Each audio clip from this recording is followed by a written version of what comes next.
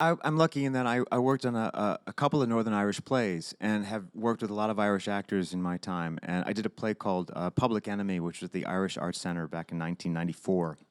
We took it to Dublin.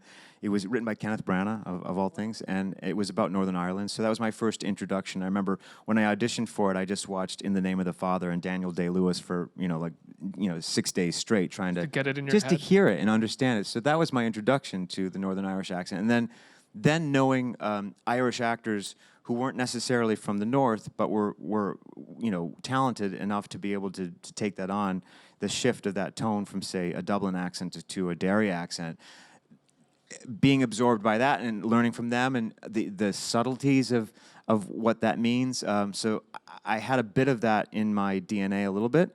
But I think there's a more interesting thing that occurs. I don't want to speak for the whole cast, but we are an American cast, and we are trying to do our best to make this an authentic Irish play. And it's a double-edged sword because you obviously want to get it right. And we have a cast member who's Terence Kelly, who's from Belfast, who's been very helpful. I'll say, hey, how do you say resources? And he's like, oh, don't hit the S so much. He's the real deal. So that's super helpful. Don't hit the S. So it's like resources. Okay. It's more of a Z sound. So just little things like that, fine tuning. But on the other hand, it's a balancing act of trying your best to be authentic and sound authentic and make sure, because that you want that to happen, obviously. But to be a slave to it can be a bit of a fool's errand in the sense because you can spend all your time creating a sound and robbing yourself of meaning.